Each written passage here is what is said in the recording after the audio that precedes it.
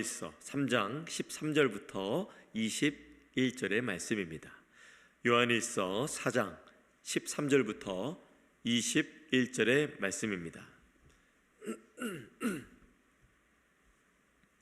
제가 먼저 읽고 성도님들 읽으시고 이렇게 교독하는 순서로 읽고 마지막 21절 말씀은 함께 읽겠습니다. 그의 성령을 우리에게 주심으로 우리가 그 안에 거하고 그가 우리 안에 거하시는 줄을 아느니라. 아버지가 아들을 세상의 구주로 보내신 것을 우리가 보았고 또 증언하노니 누구든지 예수를 하나님의 아들이라 시인하면 하나님이 그의 안에 거하시고 그도 하나님 안에 거하느니라. 하나님이 우리를 사랑하시는 사랑을 우리가 알고 믿었노니 하나님은 사랑이시라. 사랑 안에 거하는 자는 하나님 안에 거하고 하나님도 그의 안에 거하시느니라. 이로써 사랑이 우리에게 온전히 이루어진 것은 우리로 심판날에 담대함을 가지게 하려 함이니 주께서 그러하심과 같이 우리도 이 세상에서 그러하니라. 사랑 안에 두려움이 없고 온전한 사랑이 두려움을 내쫓나니 두려움에는 형벌이 있으라. 이 두려워하는 자는 사랑 안에서 온전히 이루지 못하였느니라. 우리가 사랑함은 그가 먼저 우리를 사랑하셨음이라. 누구든지 하나님을 그 형제를 나는 보지 못하는 바 하나님을 사랑할 수 없느니라. 21절입니다. 우리가 이 계명을 주께 받았나니 하나님을 사랑하는 자는 또한 그 형제를 사랑할지니라. 아멘. 요즘 여러분 어떻게 평안하신가요? 어떻게 마음이 갑자기 철렁할 때가 혹시 있으실지 모르겠습니다. 또 특별히 아마 집에 또 IRS 우편이 생각지도 못하게 막 왔을 때 가슴이 이제 철렁할 때가 저는 있었는데요. 내가 뭘 잘못했나? 두려움이 앞서기 때문이겠죠. 저 인생도 마찬가지인 것 같습니다. 하나님의 심판대 앞에 선다고 생각이 들면 맛있는 된장국을 먹다가도 맛있는 칼국수를 먹다가도 내가 지금 잘 살고 있나? 그 두려움이 올 때가 있습니다. 내 삶이 주님 보시기에 부끄럽지 않은가? 그 질문이 들 때가 있는데 참 자유로운 마음이 우리 안에 없을 때가 많은 것 같아요. 하지만 오늘 사도 요한은 우리에게 전혀 다른 이야기를 들려줍니다. 두려워하며 심판대 앞에 떠는 것이 아니라 담대함을 가질 수 있다는 비결을 말해주고 있는 것입니다. 과연 무엇이 우리로 하여금 그 두려운 심판날에 고개를 들고 주님 앞에 담대하게 설 수 있게 하는 것인지 오늘 말씀을 통해서 함께 나누기 원합니다. 오늘 먼저 13절에서 16절 말씀을 보니 성령 안에서 확신하는 것이 바로 하나님 안에 거하는 그 놀라운 비결임을 말하고 있습니다. 제가 13절과 15절 말씀을 읽어드립니다. 그의 성령을 우리에게 주심으로 우리가 그 안에 거하고 그가 우리 안에 거하시는 줄을 아느니라. 누구든지 예수를 하나님의 아들이라 시인하면 하나님이 그의 안에 거하시고 그도 하나님 안에 거하시느니라. 참 귀한 말씀입니다. 신앙생활 하면서 중요한 것, 정말 우리에게 꼭 필요한 것이 바로 이 믿음의 확신이죠. 그런데 이 확신은 내 감정이나 내 열심으로 나오는 것이 아니죠. 13절 말씀에 보니까 하나님께서 그의 성령을 우리에게 주셨기 때문에 라고 이렇게 말하고 있습니다. 우리가 하나님 안에 있음을 안다고 말씀합니다. 이것은 객관적으로 성령의 내주하심을 의미하는 것이죠. 우리가 예수님을 하나님의 아들로 시인할 때 성령님은 우리 안에 도장 쾅 찍듯이 임하시는 것입니다. 이제 2026년이 되었는데요. 수십 년을 살아오신 성도님들, 오늘까지 오신 분들, 때로는 여러분의 믿음이 흔들린다고 생각할 때가 있으실 것입니다. 내가 정말 구원 받았을까? 이런 의심이 들 때도 있죠. 그러나 의심하지 마시기 바랍니다. 오늘 성경은 명확히 말합니다. 하나님이 먼저 우리를 찾아오셨고 예수 그리스도를 믿는 믿음 안에서 성령님을 주셨기 때문에 여러분이 그 안에 거한다는 것을 말해주고 있는 것입니다. 하나님은 여러분을 잠깐 방문하는 방문자가 아니라 여러분 안에 영원히 내주하시는 거주자입니다. 방문자가 아니라 거주자이심을 기억하시기 바랍니다. 어린아이가 복잡한 쇼핑몰에서 길을 잃지 않는 비결은 아이가 부모님의 손을 꽉 잡아서가 아니라 부모님이 아이가 손을 놓고 다른 데 가더라도 부모님이 가서 아이를 찾기 때문에 다시 아이의 손을 잡기 때문이죠. 그래서 아이를 잃어버리지 않는 것입니다. 저는 7살 때로 기억합니다. 제가 어렸을 때 저희 대전에 그 은행동이라는 곳에 그 지하상가가 있습니다. 어머니와 함께 저는 지하상가를 갔는데 저는 참 제 기억에 즐거워했던 것 같습니다. 어찌나 사고 싶은 장난감은 많은데 안 사주시는지, 보고 싶은 것, 먹고 싶은 것, 그리고 사람들도 참 많이 있었던 것으로 기억합니다. 특별히 7살 아이 눈에는 얼마나 또 호기심이 많아서 이리저리 다녔겠어요.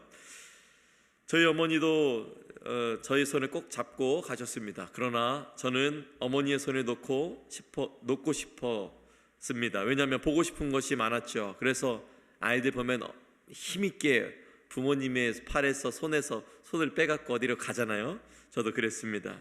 그러면 다시 어머니가 오셔서 또 손잡고 가자 이렇게 하셨죠. 그러다가 이제 언제 어디에 지하상가에 사람이 참 많을까요? 바로 사람이 나가고 들어가는 그 입구 지역이죠. 거기 올라가는 그 지역입니다. 좁은 지하상가 입구로 나가는 사람들이 많고 들어오는 사람들도 많은데 또 7살 남자의 눈에는 어른들이 꽤 컸죠. 그러나 제가 두려워하는 마음은 없었습니다. 어머니의 손을 꽉 잡았기 때문이죠. 지하상가 계단에 거의 올라갔을 무렵에 제 키보다 큰 어른들이 많이 있었던 거기를 안전하게 통과시켜준 어머니의 손이 참 감사했습니다.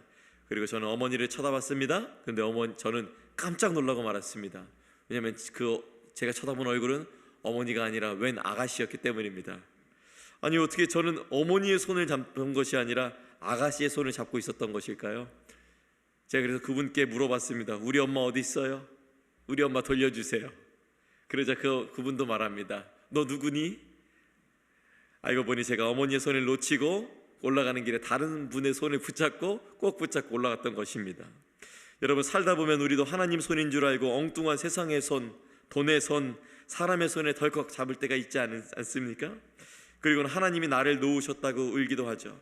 하지만 그때도 하나님은 우리를 한순간도 놓친 적이 없으신 것입니다. 그때 이제 제가 울기 직전에 어머니께서 뒤에서 말씀합니다. 충효야. 그리고 이제 그분도 이제 남자친구랑 같이 왔는지 옆에 남자친구가 딱 옵니다. 그러면서 어머니가 그분한테 사과를 하죠. 그리고 제 손을 다시 붙잡고 이제 우리 집으로 가자라고 어머니가 끝까지 붙잡았던 적을 기억합니다. 다시 말씀드립니다. 우리가 놓칠 수 있습니다. 그러나 여러분 안에 내주하시는 성령 하나님은 여러분을 놓으시지 않으십니다. 그분은 여러분과 늘 영원히 함께 하시는 사랑의 하나님이시기 때문입니다. 오늘 하루를 시작하면서 여러분의 감정에 속지 마시기 바랍니다. 오늘 감정이 안 좋으니 하나님이 나를 떠나셨나 봐, 그렇게 생각할 수 있어요. 오늘 좋은 일이 일어나지 않는 거 보니, 요즘 안 좋은 일이 계속 일어나나 보니 하나님이 날 떠나셨나 봐 라고 할 수 있습니다. 하지만 그것은 사실이 아닙니다. 예수를 주로 고백하는 여러분 안에 성령님이 계신다고 오늘 말씀에서 말하고 있습니다. 그리고 그 사랑 안에 거하면 하나님께서 바로 여러분 안에 거한다고 말하고 있는 것입니다. 직장으로 향하는 차 안에서 혹은 주방에 일을 시작하기 전에 성령님, 제 안에 계셔 주셔서 감사합니다, 이렇게 고백하며 오늘 하루를 시작해 보시는 것이 어떠실까요? 이 확신이 오늘 여러분을 버티시게 하는 그 힘이 될 줄 믿습니다. 이렇게 성령님 안에서 하나님과 연결된 자들에게 나타나는 것이, 그 구체적인 것이 바로 사랑의 완성입니다.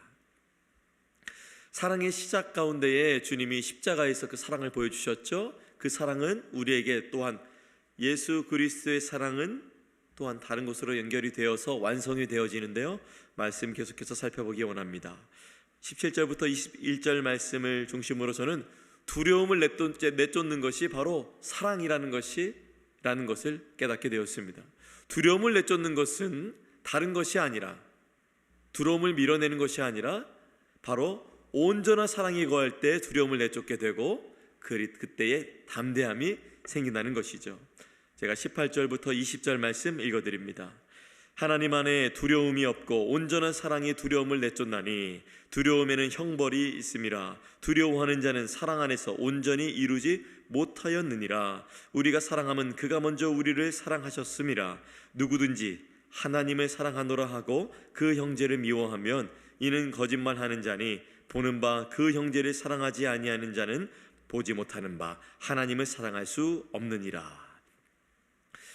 이 18절의 말씀에서 온전한 사랑이 두려움을 내쫓는다라고 말하면서 복음의 정수, 복음의 진수를 말하고 있습니다. 여기서 온전한 사랑이라는 것은 우리가 하나님을 사랑하는 것이 아니라 하나님이 우리를 사랑하셔서 그 아들 예수님을 화목제물로 보내어 주신 그 놀라우신 사랑을 의미합니다. 이 사랑을 깊이 경험하면 심판에 대한 공포가 사라진다는 것입니다. 왜냐하면 예수님께서 이미 십자가에서 그 모든 형벌을 다 받으셨기 때문이죠. 하지만 사도 바울은 여기서 멈추지 않습니다. 더 나아갑니다. 이 사랑은 반드시 이것으로 증명이 되어야 된다고 말하고 있습니다. 이것은 무엇일까요? 바로 형제 사랑입니다. 눈에 보이는 형제를 사랑하지 않으면서 눈에 보이지 않는 하나님을 사랑하는 것은, 그렇게 말하는 것은 거짓말이에요 라고 다시 한번 여러분의 마음을 점검하세요 라고 단호하게 말하고 있는 것입니다. 우리가 발을 딛고 살아가는 이 땅의 좁은 관계 속에서 때로는 상처 주고 미워하는 마음이 생길 수 있습니다. 여러분의 마음에도 그런 마음이 생길 수 있습니다. 왜 없겠어요? 그러나 주님이 나를 용납하신 것처럼 우리도 형제를 용납하는 것이, 자매를 용납하는 것이 사랑의 완성임을 오늘 말씀을 통해 보셨으니 믿으셔야 합니다. 오늘 주님과 함께 거기까지 바라보시며 동행하시며 승리하시는 여러분이 되시기를 간절히 축복합니다. 자신의 두 아들을 죽인 원수를 양자 삼았던 손양원 목사님의 사랑은 단순히 인격이 훌륭해서가 아니라 하나님께 받은 사랑이 너무 커서 그 두려움과 증오를 밀어냈을 것입니다. 손양원 목사님의 또 다른 자녀에 의하면 손양원 목사님은 그렇게 양자를 받아들였어도 자녀를 잃은 슬픔에 매우 어려웠다고 고백을 했던 걸 보니 저는 그렇게 생각을 했습니다. 우리 삶 속에서 왜 마음 상하는 일이 없겠습니까? 교회 안에서 혹은 비즈니스 안에서 도저히 용서하기 힘든 형제, 자매가 있을 수 있습니다. 그럴 때마다 내 힘으로 사랑해야지 그렇게 생각하지 마세요. 대신에 주님이 나 같은 죄인을 어떻게 사랑하셨나, 그것을 먼저 묵상하시기 바랍니다. 오늘도 여러분이 살아가시는 삶의 터전이 하나님의 사랑을 전하는 그 전진하는 기지가 되어야 되지 않겠습니까? 오늘 나에게 까칠하게 대하는 그 사람에게 따뜻한 말 한마디를 건네는 것이 또한 하나님의 사랑을 증명하는 첫 시작이 될 수 있습니다. 21절 말씀이 이렇게 말씀하십니다. 우리가 이 계명을 주께 받았나니 하나님을 사랑하는 자는 또한 그 형제를 사랑할지니라. 오늘 말씀 정리합니다. 우리는 성령을 통해 하나님이 우리 안에 그 사랑을 주신다, 그 하나님의 사랑이, 하나님이 우리 안에 거하신다라는 것을 확신하는 자들입니다. 하나님의 완전한 사랑이 우리 안에 들어올 때에 미래에 대한 불안과 심판에 대한 두려움은 놀랍게도 떠나갑니다. 그리고 그 사랑은 내 곁에 형제를 향한 구체적인 실천으로 이어집니다. 사랑은 짜내는 것이 아니라 주님의 사랑이 내 안에 채워져서 넘쳐 흐르는 것이 되어야 하는 것이죠. 도저히 용서하기 힘든 자들이 있을 수 있습니다. 아까 말씀드린 것처럼 내 힘으로 사랑해야 되지가 아니라 주님이 나를 어떻게 사랑하셨는지를 묵상하시기 바랍니다. 그 묵상을 거치고 그 형제를, 그 묵상을 거치고 그 자매를 바라본다면 이전과 다르게 볼 수 있도록 성령 하나님께서 보이게 할 것입니다. 그때 그분이 이끄시는 대로 하면 되는 것입니다. 오늘 하루 주님이 여러분과 함께 하십니다. 이민자로 또 이 땅에서 살아가는 여러 가지 상황 속에서, 그 고단함 속에서 또한 어려움이, 두려움이 몰려올 때마다 주님의 온전한 사랑을 기억하시고 여러분 가운데, 여러분 곁에 주어진 사람들을 사랑하시기 바랍니다. 그 마음으로 오늘 하루도 승리하는 여러분이 되시기를 예수님의 이름으로 축원합니다. 기도하겠습니다. 하나님 아버지, 오늘 주신 말씀을 가슴에 새깁니다. 세상은 끊임없이 우리에게 너는 부족하다, 너는 심판받을 것이다, 너의 미래는 불안하다 라고 속삭이며 두려움을 심어줍니다. 하지만 오늘 말씀은 하나님의 온전한 사랑이 그 모든 두려움을 내쫓는다고 선포하셨습니다. 주님, 우리 성도님들의 삶을 지켜주시옵소서. DMB 지역에서 치열하게 살아가는 직장인들에게, 우리 성도님들에게 담대함을 주시고, 자녀를 양육하고 노후를 준비하는 부모님들에게 평안을 허락하여 주시옵소서. 특별히 깨어진 관계 속에서 아파하는 분들이 있다면 먼저 우리를 사랑하신 주님의 십자가를 바라보게 하여 주시옵소서. 내 의지로, 내 노력으로 사랑하는 것이 아니라 주님이 주시는 사랑으로 흘러 넘치게 하여 주시옵소서. 오늘 하루도 성령 하나님과 동행하며 만나는 모든 이들에게 그리스도의 향기를 전하는 작은 예수로 살게 하여 주옵소서. 우리의 연약함을 아시는 주님께서 각 가정과 일터 위에 하늘의 복을 내리실 줄 믿사오며 우리 주 예수 그리스도의 이름으로 간절히 기도합니다. 아멘. 하늘에 계신 우리 아버지여, 이름이 거룩히 여김을 받으시오며 나라가 임하시오며 뜻이 하늘에서 이루어진 것 같이 땅에서도 이루어지이다. 오늘 우리에게 일용할 양식을 주시옵고 우리가 우리에게 죄 지은 자를 사하여 준 것 같이 우리 죄를 사하여 주시옵고 우리를 시험에 들게 하지 마시옵고 다만 악에서 구하시옵소서. 나라와 권세와 영광이 아버지께 영원히 있사옵나이다. 아멘. 하나님, 여러분의 기도 위에 함께 하십니다. 각자의 기도의 제목으로 기도하시겠습니다.